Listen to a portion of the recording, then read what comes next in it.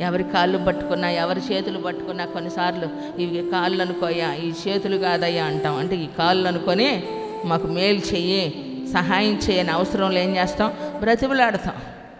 ఇచ్చిన ప్రతి మనిషి ఏం చేస్తూ ఉంటారు? నేను ఇచ్చా, నేను పెట్టా. ఇచ్చినప్పుడు పెట్టినప్పుడు చెప్పుకుంటారు.